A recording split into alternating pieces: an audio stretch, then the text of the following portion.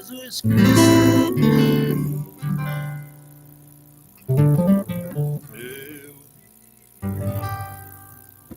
Beleza. Vamos lá.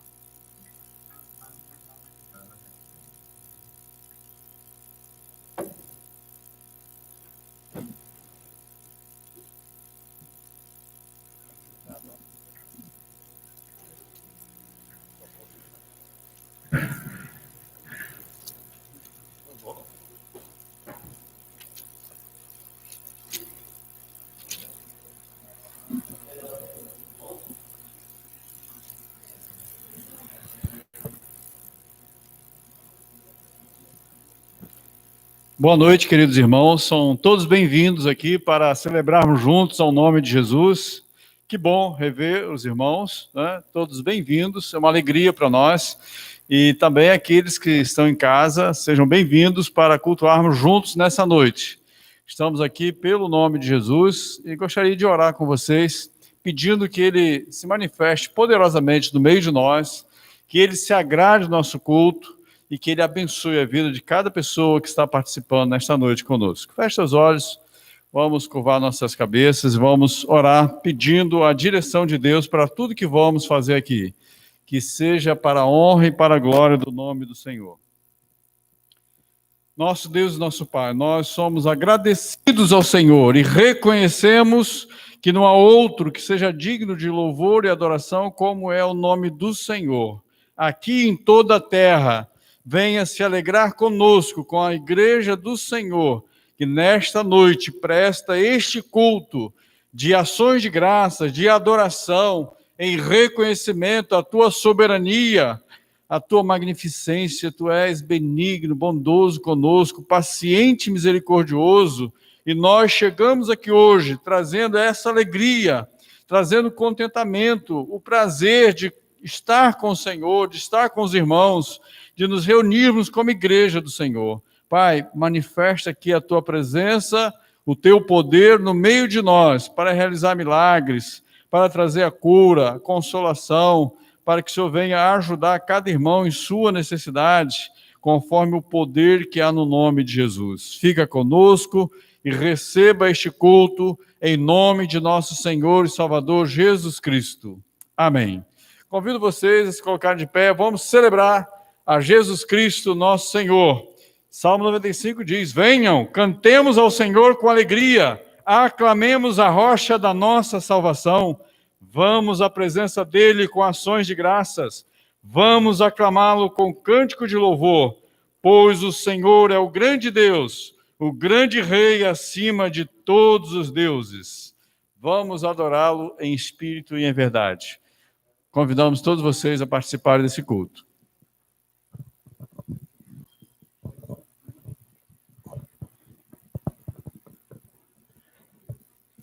Aqui eu vim para dizer que eu quero mais é te conhecer, Senhor.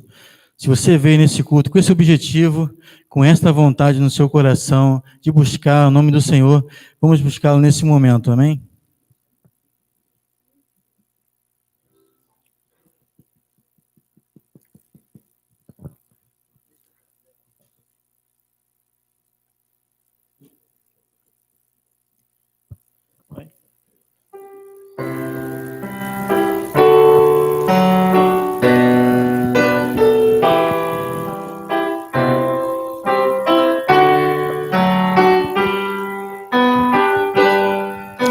Aqui eu vim para dizer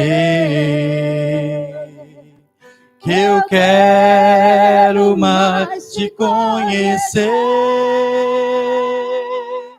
A minha alma tem sede de ti.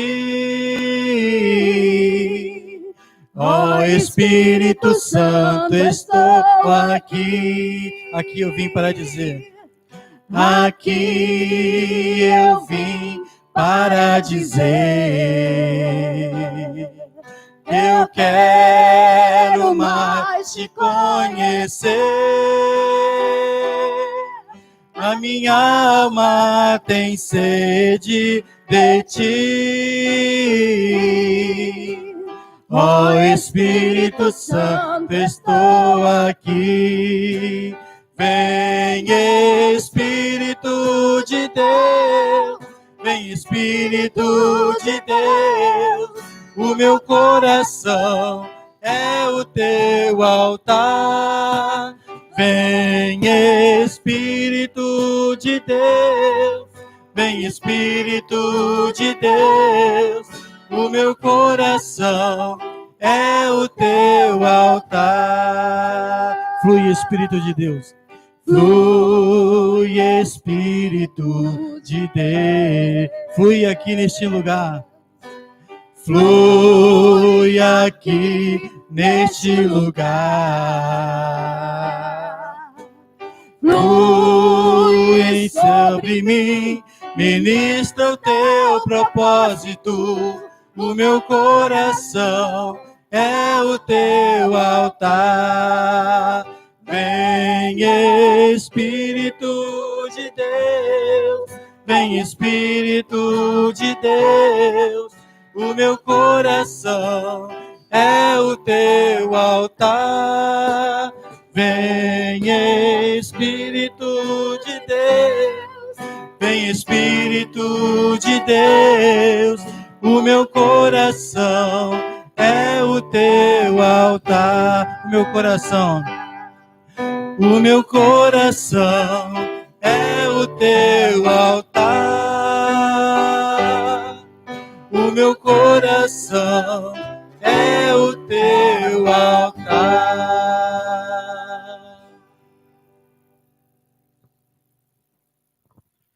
Irmãos, quero ler com vocês um versículo que se encontra em Filipenses. O apóstolo Paulo, então, está aqui agradecendo as ofertas daquela igreja, e no finalzinho aqui de Filipenses, capítulo 4, versículo 19, ele diz com muita convicção: o meu Deus suprirá todas as necessidades de vocês, de acordo com as suas gloriosas riquezas em Cristo Jesus. Cremos que esse texto reflete uma grande verdade. O Senhor conhece cada coração aqui e sabe bem das suas necessidades. Sabe que é um tempo difícil, que todos nós enfrentamos, restrições, apertos, tudo isso que acontece com as nossas famílias, com os nossos amigos, conosco, e Ele não está alheio à sua necessidade, não está alheio às dificuldades pelo que passa o povo de Deus. E aqui o apóstolo Paulo vem trazer essa palavra que eu quero compartilhar com vocês nessa noite, que sirva então para reconfortar o seu coração, para que você coloque a sua confiança, a sua esperança no Senhor nosso Deus. Paulo diz: Deus suprirá todas as necessidades de vocês de acordo com a gloriosa riqueza que há em Cristo Jesus. Creia nisso. Você pertence ao Senhor, a sua família é do Senhor, e Ele não te abandonará. Ele é fiel e Ele vai suprir as suas necessidades pelo poder de Jesus. Creia nisso, continue sendo fiel na sua oferta, aqueles que podem, né? Nós temos irmãos que não estão trabalhando, compreendemos isso, mas se você veio preparado nesta noite para dar sua oferta, seu dízimo, poderá fazer isso com atitude de gratidão e como ato de culto ao nosso Deus. E em seguida, assim que os irmãos dedicarem, trouxerem aqui à frente, né, seus dízimos, vou pedir então a Mônica que faça essa oração de gratidão e também de intercessão por aqueles que são profissionais liberais, comerciantes, aqueles que precisam voltar a trabalhar, a produzir, e por aqueles que precisam de um emprego, uma porta aberta. Vamos interceder para que o Senhor esteja abençoando os nossos irmãos em nome de Jesus. Então, vamos louvar mais uma música e, enquanto isso, podemos ofertar.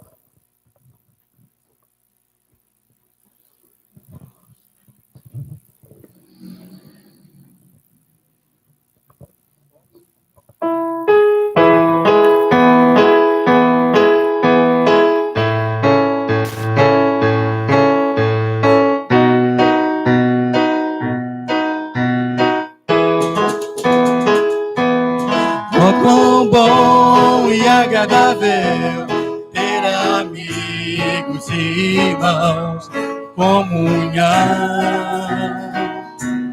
vinho e pão. Como o orvalho desce da montanha sobre a relva, nosso chão, comunhão, vinho e pão. Alegria enche toda a casa, aleluia, glória a Deus, todos juntos em adoração. Alegria enche toda a casa, aleluia, glória a Deus, comunhão, vinho e pão. Oh, quão bom e agradável ter amigos e irmãos, comunhão, vinho e pão. Como o orvalho desce da montanha, como o orvalho desce da montanha sobre a relva, nosso chão, comunhão, vinho e pão. Encontrar em Cristo bom tesouro, nós amigos e irmãos, todos juntos em adoração. Alegria enche toda a casa, aleluia, glória a Deus, comunhão, vinho e pão. Alegria enche toda a casa, aleluia, glória a Deus, comunhão, vinho e pão, comunhão, vinho e pão.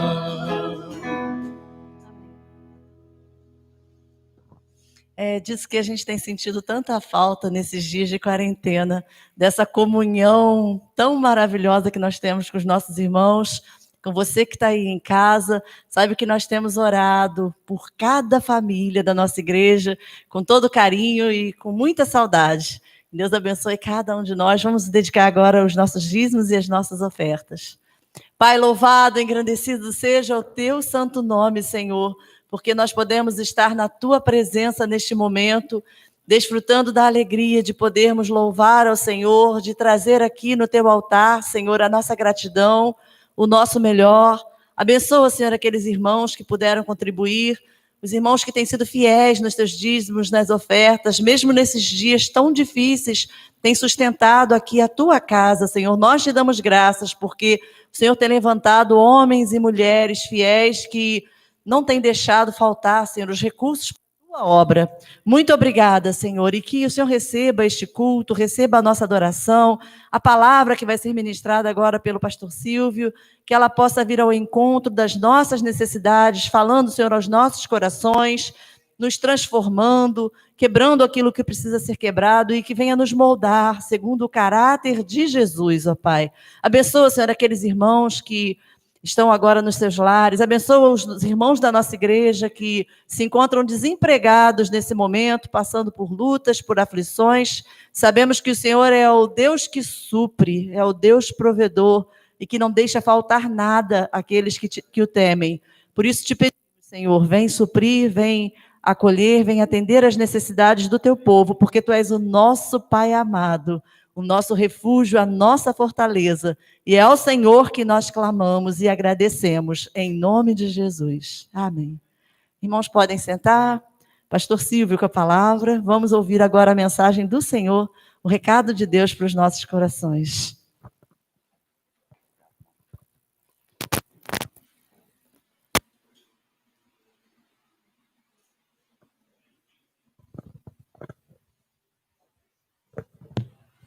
Alô, som. Alô. Graça e paz, irmãos queridos, muito boa noite. Você aqui presente, você aí no YouTube, acompanhando essa celebração. Deus te alcance aí, Deus te conforte aí, Deus te abençoe tremendamente aí. Eu quero, antes da gente abrir o texto, vamos pensar no mundo que a gente conheceu há 4, 5 meses atrás. Pensa um pouquinho nele. Lembra um pouquinho dele. Aquela correria desenfreada, né? Aquela agitação louca, em que nós estamos sentindo falta, né? Aquela inquietação, né? Aquele alvoroço.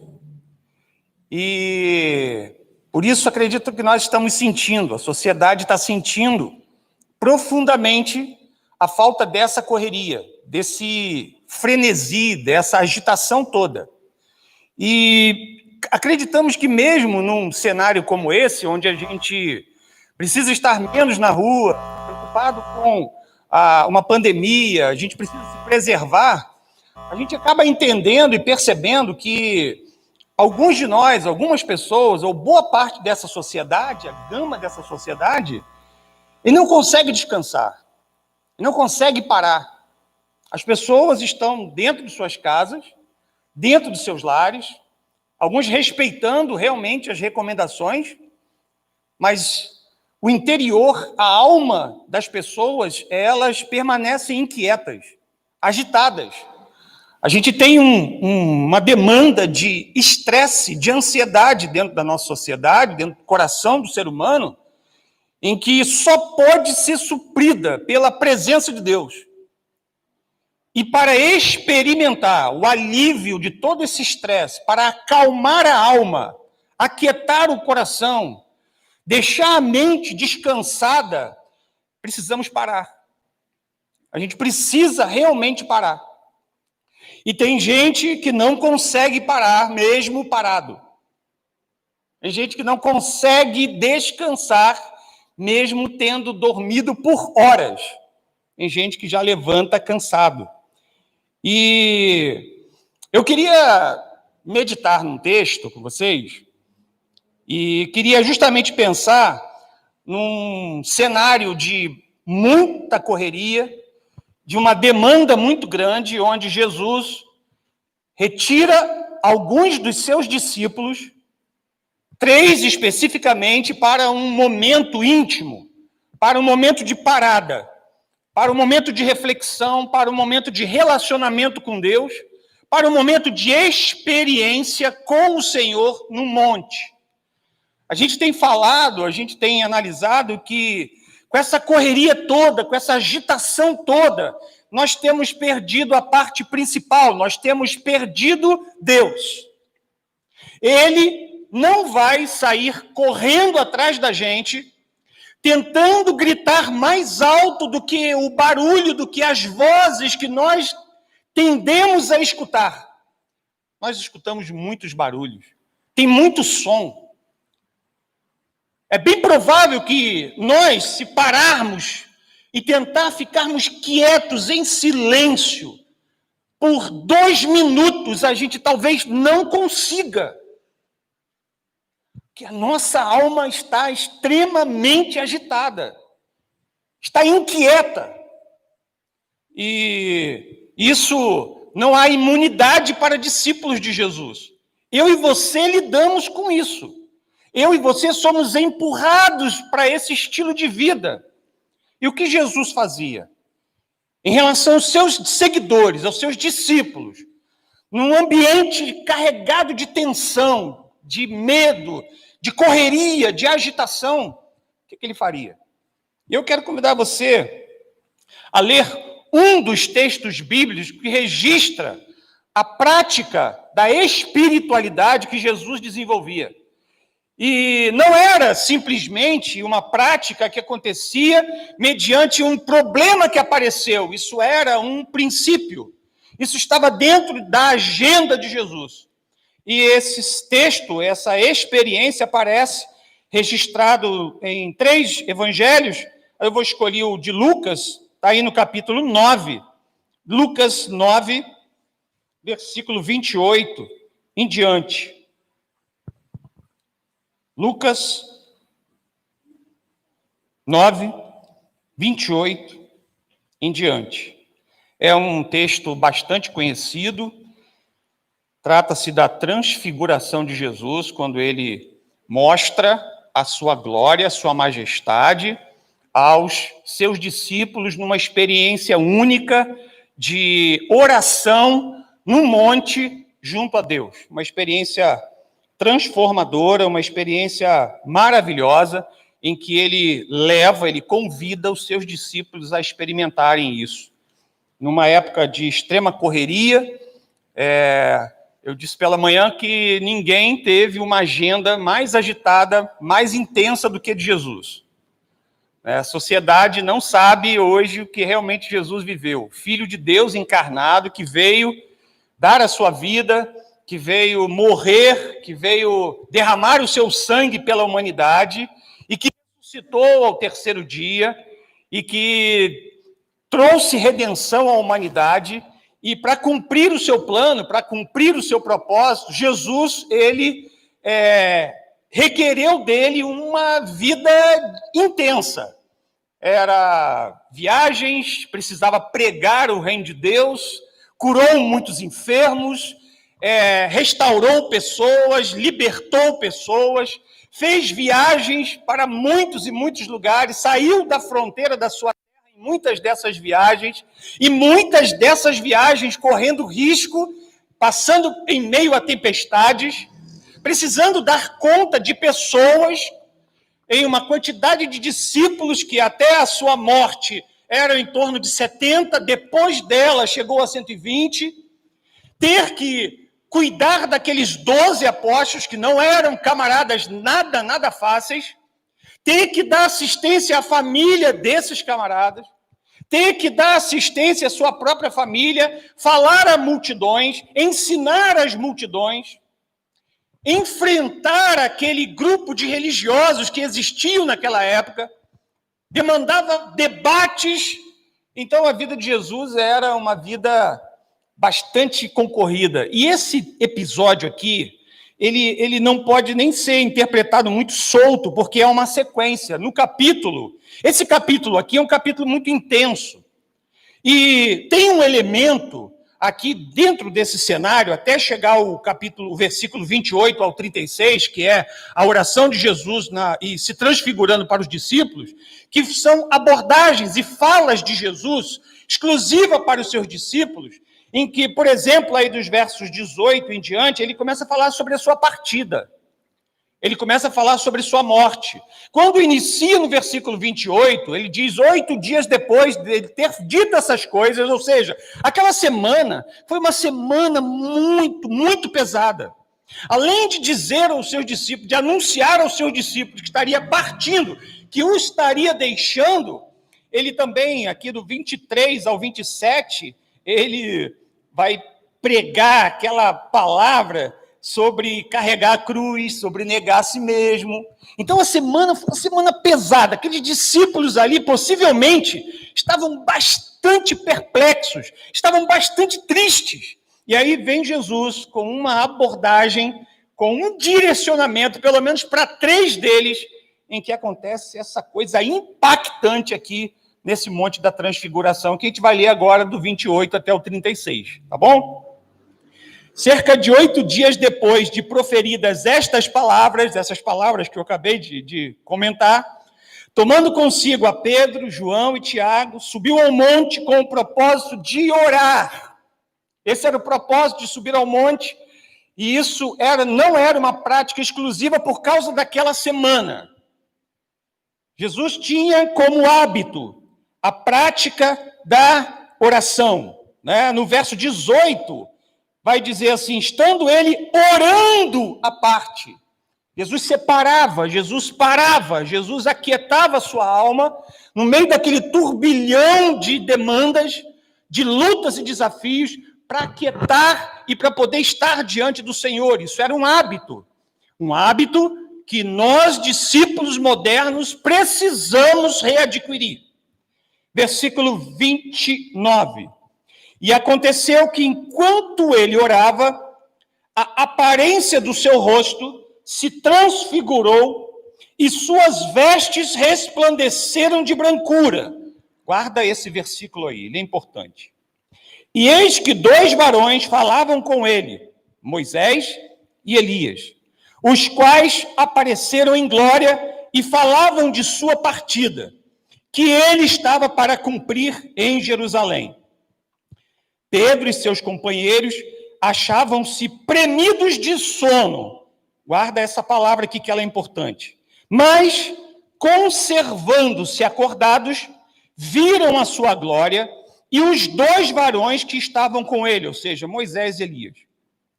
Ao se retirarem estes de Jesus, disse-lhe Pedro, mestre, bom é estarmos aqui. Então, façamos 3 tendas. Uma será tua, a outra de Moisés e a outra de Elias. Não sabendo ele, porém, o que dizia. Guarda esse versículo também, que ele é extremamente importante para nós. Enquanto assim falava, veio uma nuvem e os envolveu. E enchendo-se de medo ao entrarem na nuvem. E dela veio uma voz dizendo, este é o meu filho, o meu eleito, a ele ouvi. Depois daquela voz, achou-se Jesus sozinho. Eles calaram-se. E naqueles dias, a ninguém contaram coisa alguma do que tinham visto. Então a gente entende aqui, em Jesus chama esses discípulos, está nos chamando para um tempo de quietude, está nos chamando para um tempo de solidão, um tempo de estarmos em oração. O convite é um convite para orar. Jesus sobe esse monte especificamente com o propósito de orar. E aí, é o que a gente enxerga nesse texto, 3 coisas, pelo menos 3 coisas muito, muito abençoadoras em que acontecem aqui, nesse ambiente de oração, nesse lugar onde separamos para falar com Deus, para estar com Deus. E o que acontece aqui é algo que nos inspira. A prática de Jesus, a atitude de Jesus de levar os seus discípulos a esse monte específico, numa semana estratégica, em tempos tão turbulentos, para que pudessem aquietar seus corações, para que pudessem realmente parar, para que pudessem derramar as suas almas e ter uma experiência com o Senhor no meio daquela correria toda. Então tem 3 coisas aqui que acontecem, ou podem acontecer, e nós precisamos estar abertos para que aconteça, quando nós separamos tempo nesses dias difíceis para estar com o Senhor. A primeira coisa que acontece, que a gente percebe aqui, é transformação. Quando eu e você separamos um tempo para aquietar nossa alma e irmos para a presença de Deus, e ali nos escondermos na presença de Deus em oração e ter um tempo muito específico com Ele, a gente precisa estar muito bem preparado, muito bem pronto, de que nesse ambiente, nessa atmosfera de relacionamento com Deus, acontecem transformações. Nós somos transformados. É interessante que o verso 29 diz que enquanto Jesus orava, tanto o seu semblante, o seu rosto, quanto as suas vestes, toda a sua roupa, ela é embranquecida devido à majestade, devido à glória de Deus. Que Jesus está se desnudando, né? O seu formato corpóreo está dando lugar à sua glória, à sua majestade, à sua essência. É isso que está acontecendo. E é uma metamorfose, aflora a essência, que muda a aparência. E é interessante que a palavra brancura, alguns evangelhos dizem que nenhum lavandeiro poderia ser capaz de deixar as vestes de alguém da forma clara e branca de como estava aqui as vestes de Jesus. Só que a gente analisando o texto, tentando aprofundar o texto, a gente entende que essa brancura é muito mais do que uma tonalidade de branco, mas muito branco, ou um branco reluzente que chega a chocar a vista. Não é disso que essa brancura está falando. Essa brancura da presença de Jesus, da glória de Deus, revelada em Jesus aqui, é a transparência. Jesus se mostra transparente, ele se mostra como ele realmente é. E isso, para aqueles discípulos, naquela semana específica, era muito importante, porque era uma semana de correria e de cansaço, de agitação, e Jesus fortalece a vida dos seus seguidores, mostrando a essência da sua glória. Isso tem um ensinamento para nós. Quando eu e você subimos para descansar em Deus, quando eu e você separamos o tempo devido, quando a prática da oração, a prática do descanso, a prática de separar tempo para Deus, ela é exercitada como numa linguagem simbólica, eu e você subimos ao monte para estar com o Senhor, nós devemos, por causa da glória de Deus que se manifesta nesse ambiente de oração, porque Deus está presente nesse ambiente de oração, você não está falando sozinho ao vento. Você e eu não somos loucos. Nós nos separamos para falar com o Rei dos Reis. Somos chamados para nos relacionar com o Deus Todo-Poderoso, soberano, o Deus invisível, mas real. E o que acontece? Há uma transformação. Nós somos transformados. A presença de Deus nesse ambiente nos transforma, nos modifica. Se chegamos ali ansiosos, estressados, enraivecidos, aborrecidos, decepcionados e frustrados, cheios de rancor e raiva, talvez, mas a presença da glória de Deus altera e nos transforma. Esses discípulos foram transformados por causa da glória revelada do Senhor Jesus na vida deles. O ambiente da oração é um ambiente transformador. A gente lembra muito de Ana, a mãe de Samuel, estéril, doente, não podia ter filhos, deprimida, sem apetite, entristecida, aborrecida com a outra esposa do seu marido. E num determinado dia, quando os filhos de Israel se reuniam para ir ao templo, buscar ao Senhor, quando as caravanas saíam de suas tribos, ela foi ao templo e ali ela derramou a sua alma perante o Senhor. E o que aconteceu? Aos olhos do sacerdote era uma louca embriagada. Aos olhos do Senhor era uma mulher atribulada em busca de transformação. E Ana experimenta a transformação. O ambiente da oração, o ambiente da glória de Deus, ele é transformador.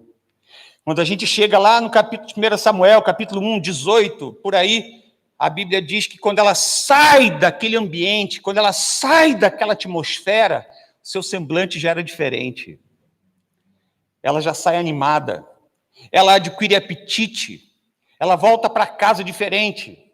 E ela volta para casa, inclusive, curada, porque dali ela engravida e tem o seu filho.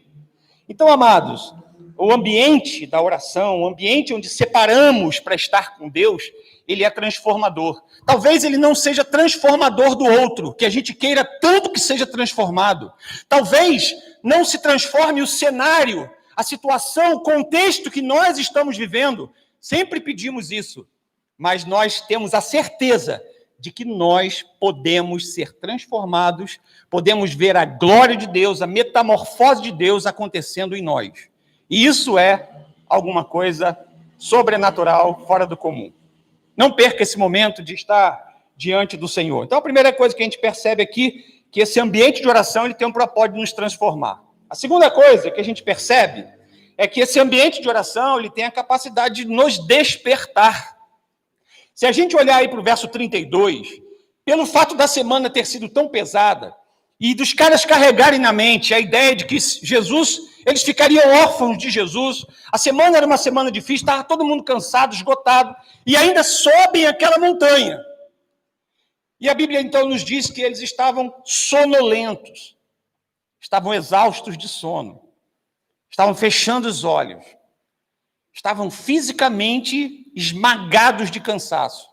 Ou emocionalmente eles estavam desgastados, porque às vezes o desgaste emocional ele é mais cansativo do que o desgaste físico. Uma pessoa que tem, por exemplo, síndrome do pensamento acelerado, a sigla SPA, gente que não para de pensar nunca, Gente que vive remoendo,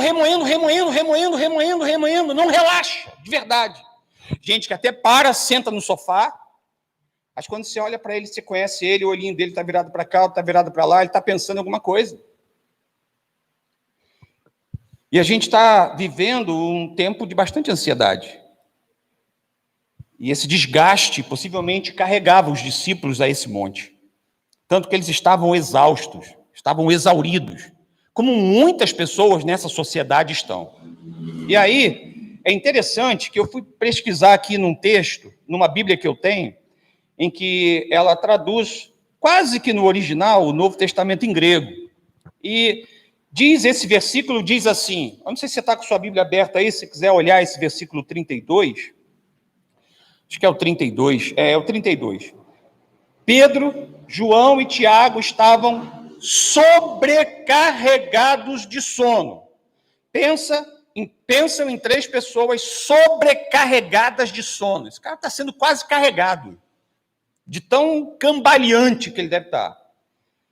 Mas, veja bem, tendo despertado totalmente por causa da glória dele.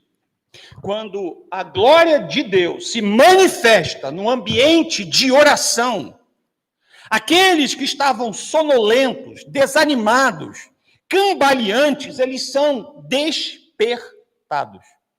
Paulo chega a dizer lá para os Efésios, irmãos Efésios, desperta, tu que dorme. Levanta-te dentre os mortos. Cristo te iluminará. Deus, ele tem a capacidade de, nessa atmosfera de oração, nesse lugar reservado da intimidade, de nos acordar, de nos despertar, de nos alertar de que esse é um tempo oportuno para a gente estar despertado diante do Senhor, né? Então, a presença de Deus no ambiente da oração, ela é um agente de despertamento. Deus nos desperta. E sem falar naquelas horas, nas madrugadas em que você e eu muitas vezes acordamos sem sono, né? Ah, perdi meu sono. Perdeu nada. O Espírito Santo te chamou para buscá-lo. Te chamou para um relacionamento. Te chamou para conversar. Quer te dizer coisas, quer te falar coisas. Quer ministrar coisas ao seu coração. E se não pararmos dessa correria, se não aquietarmos o nosso coração, nós não vamos escutar. A terceira e última coisa que eu concluo aqui, quando oramos com propósito, além da transformação que a gente experimenta, além do despertamento do sono que a gente tem um momento de quietude. Você olhar aí, na sequência do texto, você vai ver que o verso 33, os discípulos despertam. Eles estão acordados, eles acordam por causa da glória de Deus, uma nuvem os envolve, e nuvem é um símbolo, desde lá do Velho Testamento, de presença de Deus. A nação israelita passou a entender a nuvem e a ver a nuvem como um indício, como um sinal da presença de Deus no meio do seu povo. Quando os filhos de Israel estão saindo do Egito, Deus então avisa a Moisés, eu vou colocar uma nuvem de dia e uma nuvem de noite. É o sinal para vocês de que eu estou no meio de vocês, eu estou na retaguarda e eu estou guiando os passos de vocês. Então a nuvem, ela entra também no cenário quando Moisés sobe o Monte Sinai. E lá no Sinai, inclusive, a nuvem é tomada de relâmpagos, né? O negócio ficava pesado, quente lá. Então, quando a gente vê esses discípulos aqui, entendem que, sendo envolvidos por essa nuvem, estavam sendo envolvidos automaticamente pela glória do Pai. E aí é interessante que Pedro começa a falar. E o texto vai, inclusive, dizer que ele começa a falar de coisas que ele não entende. O verso 34 confirma esse ambiente tomado pela glória de Deus. E eles foram envolvidos por essa presença. A partir do 35, quando eles percebem a presença de Deus, Pedro para de falar. E aí não se ouve mais voz humana nenhuma. Nem Moisés, nem Elias, nem Pedro, nem Tiago, nem João. É a partir daqui, a única voz que aparece a ser ouvida é a voz do Senhor. Então a gente vive um tempo de tanto barulho, de tanto ruído, e um tempo da gente falar tanto, que a gente não está conseguindo escutar Deus. Se a gente não para, a gente não tem como ouvi-lo. E se a gente também fala, a gente também não tem como ouvi-lo. E é interessante que nessa dinâmica há uma quietude. O que é quietude? É uma palavra um pouco mais moderna, que é uma palavra que vem do latim. Quietude é aquilo que não se move. Já pensou em você não se mover? Você estar num estado de repouso, de tranquilidade. Você está em silêncio. Você está quieto. Você está descansando. Você está calmo. Isso é quietude. E chega uma hora aqui em que o Pedro e todos eles cessam, porque Deus tem algo para falar. Quando eu e você nos separamos desse cenário estressante que é o mundo, e também lidamos com as nossas próprias tempestades internas, nossas vozes internas, a gente consegue escutá-lo. Senão, muitos sons e barulhos, inclusive a nossa voz, coisas que falamos, que sequer temos noção do que falamos, vai interromper aquilo que Deus quer nos falar. E aí a gente lembra do profeta: clamas a mim, ora a mim, e eu falarei, e eu anunciarei, eu direi coisas para você profundas, ocultas, escondidas, que você não sabe. Então, amados, aquela quietude, inclusive, ela teve um efeito prolongado. Quando todos cessaram, a glória de Deus está ali, Deus está ali presente naquela atmosfera de oração, ele quer falar. Ele tem uma voz. E geralmente não grita, ele sussurra. Na minha e na sua correria, na minha e na sua agitação diária, Deus não vai puxar nem eu, nem você pelo cabelo. Talvez mais você do que eu, né? Porque cabelo não tem. Ele não vai sair gritando mais alto do que as vozes internas da sua alma. Ele vai esperar que você pare. E de dentro de você, ele quer falar. Essa intimidade, essa possibilidade de relacionamento está tão perto de nós, mas ao mesmo tempo está tão longe. Então, amados, resumindo, gente acelerada, alma agitada, está perdendo a oportunidade de perceber Deus. A coisa mais importante está ficando de lado. O alimento mais substancial está sendo desperdiçado. E esse tempo que nós estamos vivendo, talvez seja um tempo muito oportuno. E se a gente não parar, a gente não vai perceber. A gente não vai escutar a sua voz. Se quisermos encontrá-lo, teremos que nos esforçar para subir o monte. Precisamos estar quietos, em repouso. Talvez seja essa grande dificuldade nossa nesse tempo. Aquietar a nossa alma. Fazer com que ela pare. Fazer com que esse ambiente de glória, através da oração, Deus possa falar ao nosso coração com a sua voz, como falou aqui nesse monte. A sua presença, ela nos acorda do sono. Eu e você despertaremos para uma nova vida espiritual, num ambiente de relacionamento íntimo com Deus. Eu e você seremos transformados. E aí, a transparência é algo que Deus está querendo nos conduzir e nos levar. Enquanto eu fui procurar esse conceito de quietude, estou terminando aqui, e aí abri lá no Google, quietude, onde eu tirei esse conceito, e por incrível que pareça, a primeira coisa que apareceu foi uma música cristã. E eu fui escutar essa música, olha aí, foi muito impactante para mim, eu não sei se você conhece, se chama Kemuel, o cantor. E o nome da música é justamente esse, Quietude. E dentro desse cântico de adoração, ele vai trabalhar a ideia de o que nós mais precisamos é estar mergulhados no amor de Deus. É estarmos parados, sendo ministrados, é estarmos quietos, não somos amados, independentemente de qualquer coisa que a gente faça.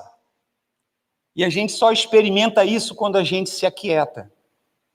Então, esse desafio desse tempo, onde mesmo o mundo mergulhado numa crise, né?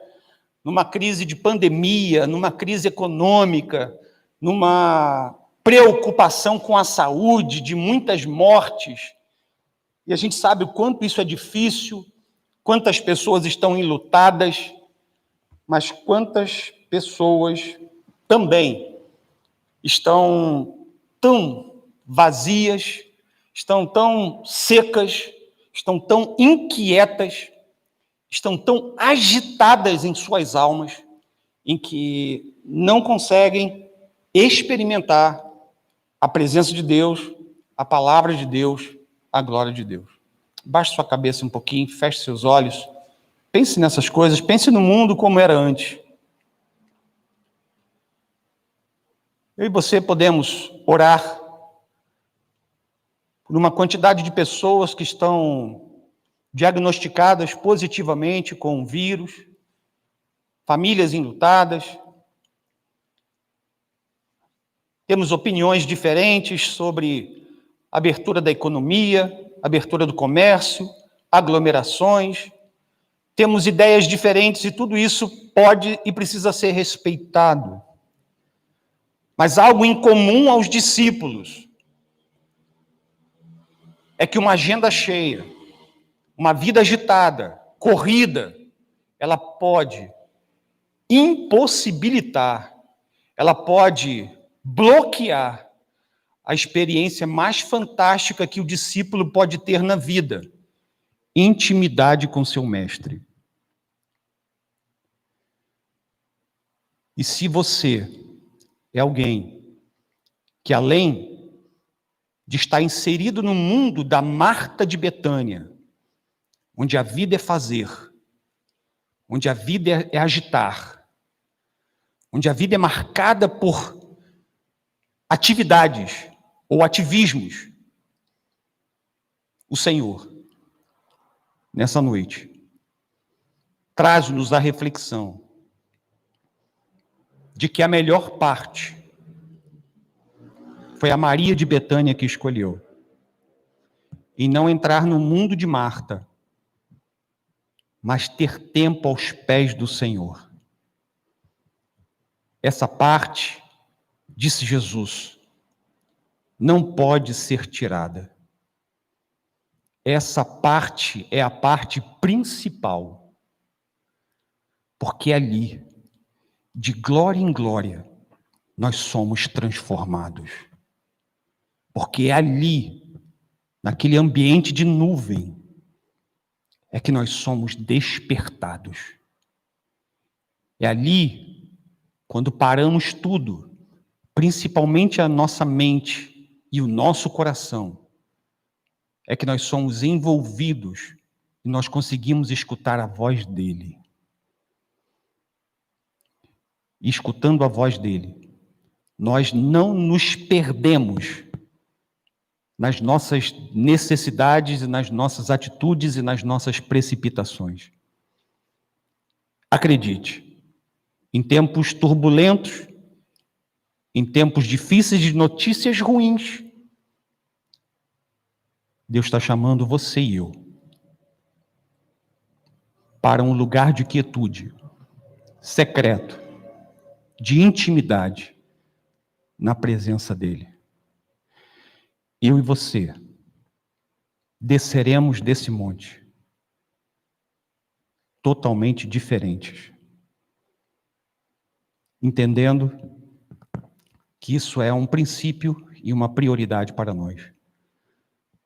Senhor, nós colocamos-nos diante de Ti nessa noite, colocamos a eficácia e o poder da Sua palavra em nos convencer e nos transformar.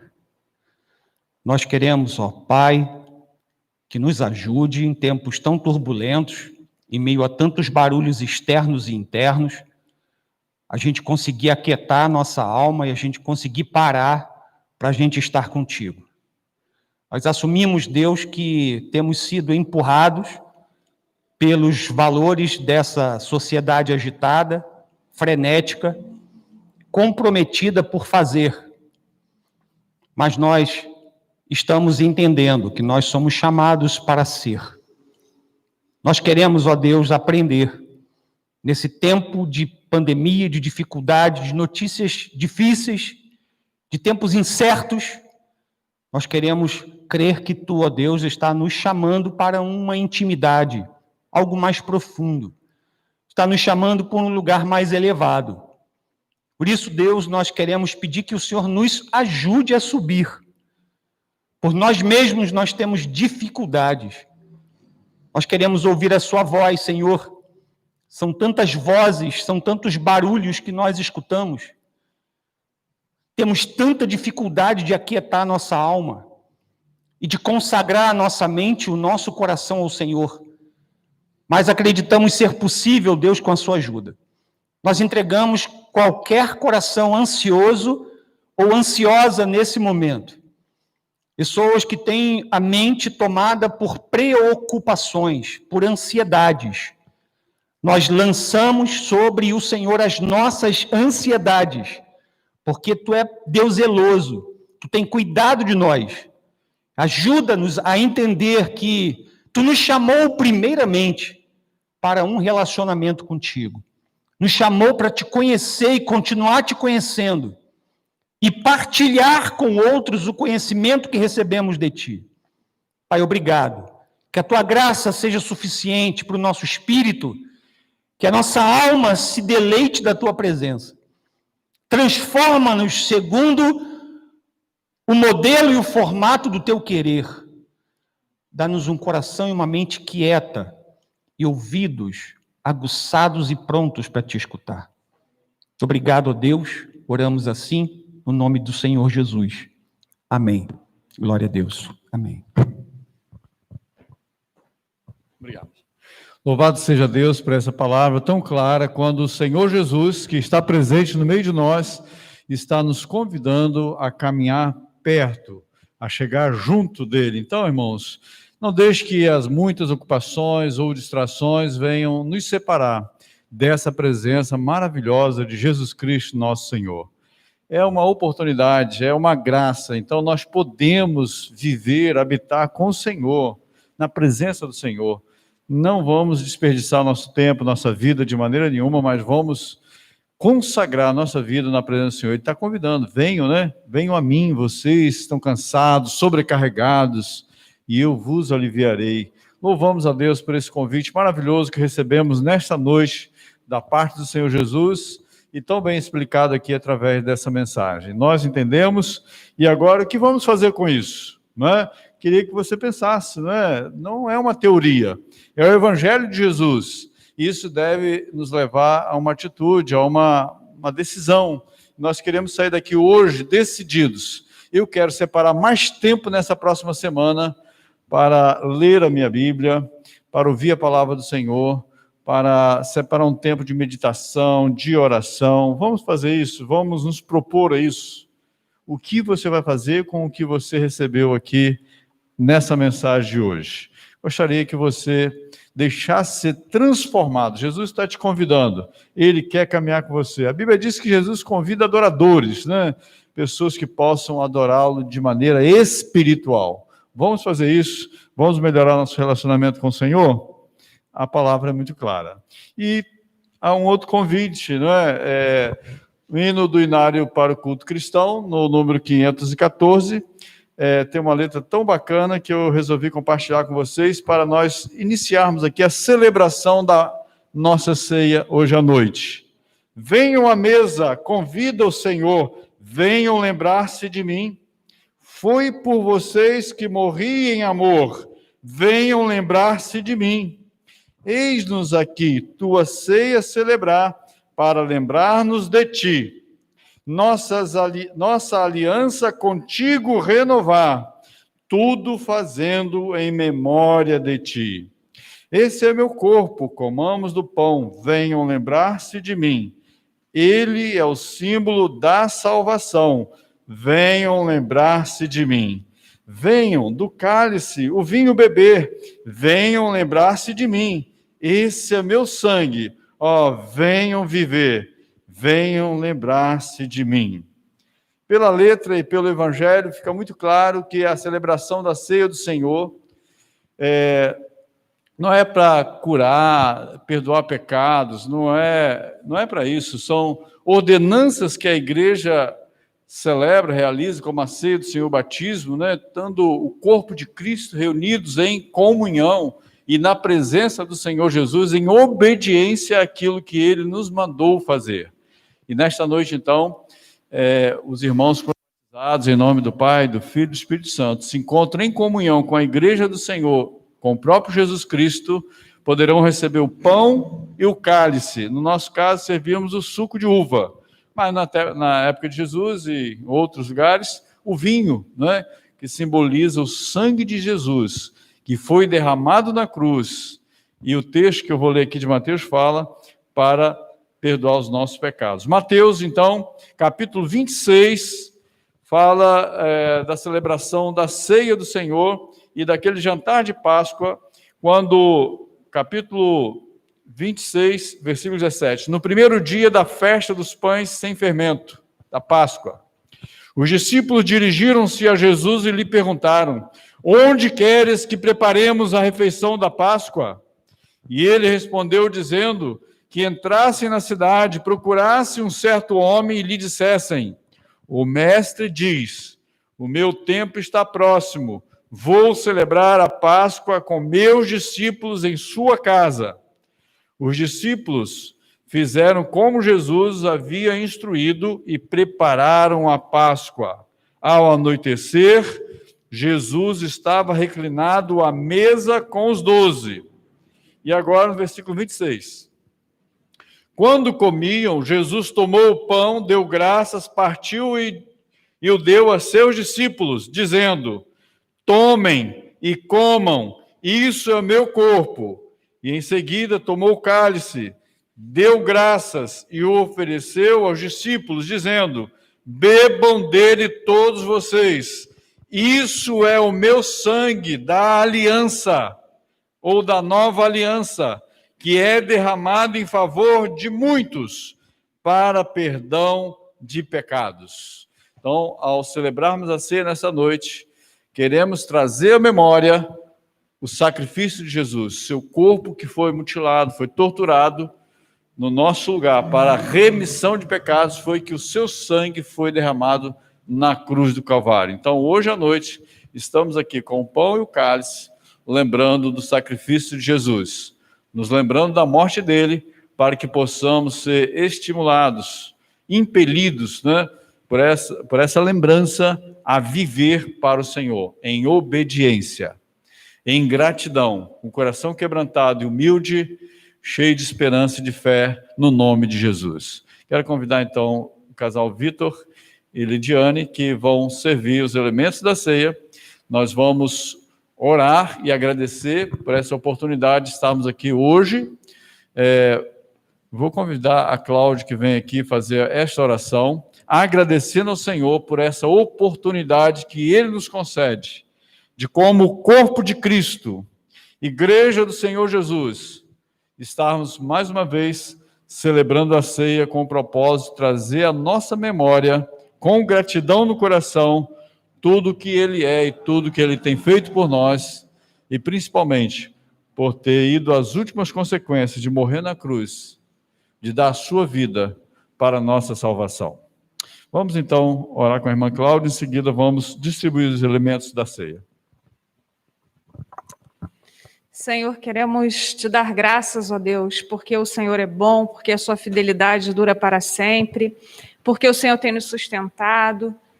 Queremos te agradecer porque em todo o tempo o Senhor tem estado ao nosso lado, tem tido misericórdia das nossas vidas. Nós te somos imensamente gratos pela morte de Cristo, porque somos pecadores e o Senhor nos resgatou através de Cristo. Obrigada, Senhor, porque o Senhor tem nos abraçado nos momentos mais difíceis, o Senhor tem cuidado de nós, o Senhor tem nos levantado quando nós estamos caídos, e por tudo isso te somos imensamente gratos.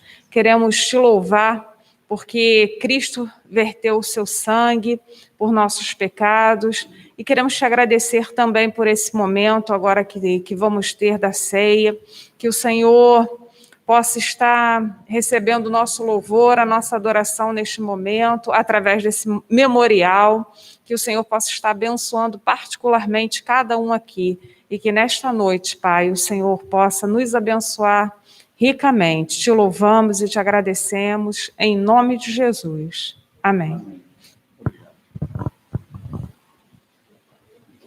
Vai por aqui.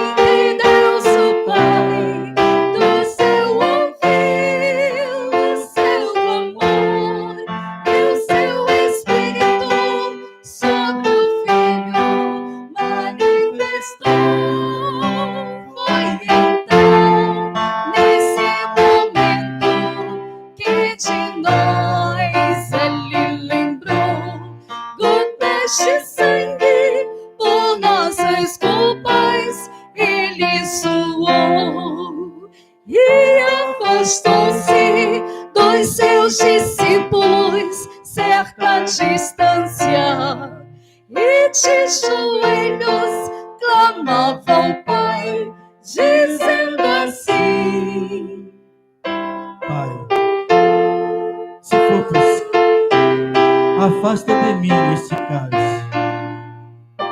Todavia, não seja feita a minha vontade, mas a tua.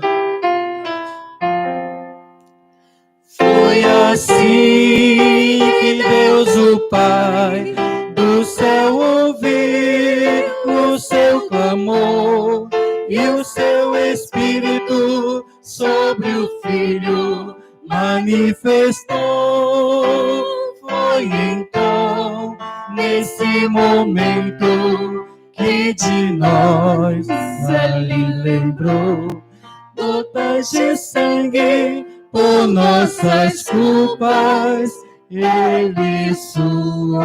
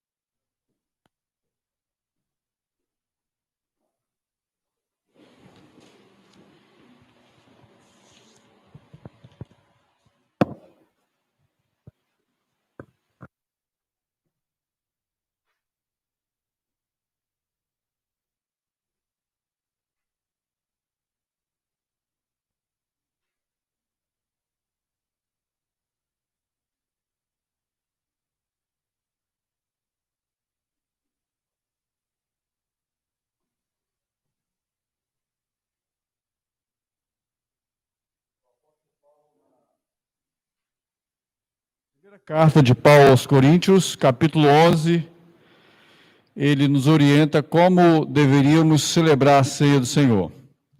Recebi do Senhor o que também lhes entreguei, que o Senhor Jesus, na noite em que foi traído, tomou o pão e, tendo dado graças, partiu e disse: isto é o meu corpo, que é dado em favor de vocês. Façam isto em memória de mim. Vamos então tirar agora nossas máscaras, né? E nós vamos comer este pão, recordando o sacrifício de Jesus. Na véspera, né, da sexta-feira, isso era uma quinta-feira à noite, ele estava orientando, demonstrando, falando: esse pão representa o meu corpo, que estou dando em favor de vocês. É o pão de Deus que desce do céu e dá vida ao homem. É Jesus de Nazaré. Comamos.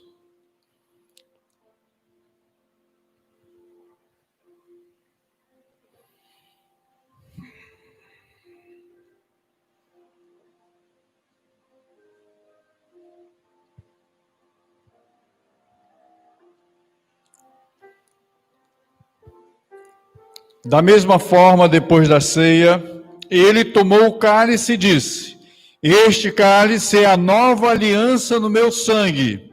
Façam isso sempre que o beberem, em memória de mim. Porque sempre que comerem deste pão e beberem deste cálice, vocês anunciam a morte do Senhor até que ele venha. Então, ao beber este cálice, nós estamos lembrando que o sangue de Jesus foi derramado para a remissão de pecados, para a nossa salvação. Façamos isso com gratidão e com o coração quebrantado, humilde diante do Senhor. Vamos agradecê-lo por isso.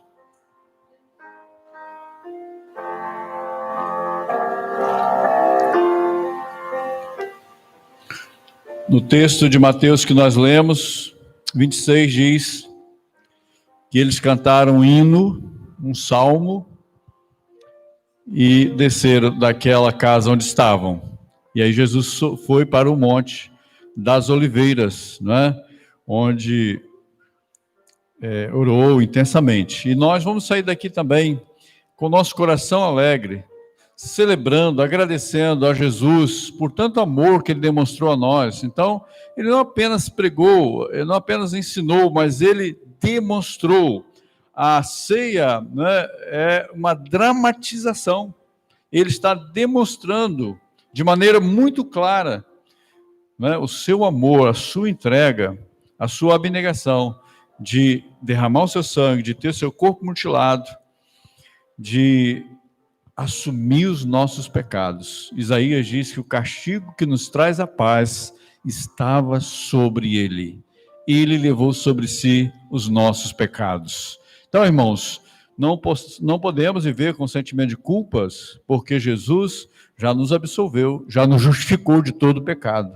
Podemos agora voltar para casa, coração agradecido, e tentar viver cada dia melhor na presença de Jesus, nosso Senhor e Salvador. Vamos ficar de pé, vamos terminar com esta última oração. Agradeço a presença de vocês e também a atenção, a audiência daqueles que estão nos vendo agora através aí da internet. Que Deus abençoe o seu lar, a sua vida igualmente. Vamos então terminar, Senhor, eu agradeço aqui os irmãos da música, né, essa família, né, musical, muito bom aí, muito obrigado por todos que puderam servir aqui no dia de hoje. Eu louvo a Deus por suas vidas. Oremos.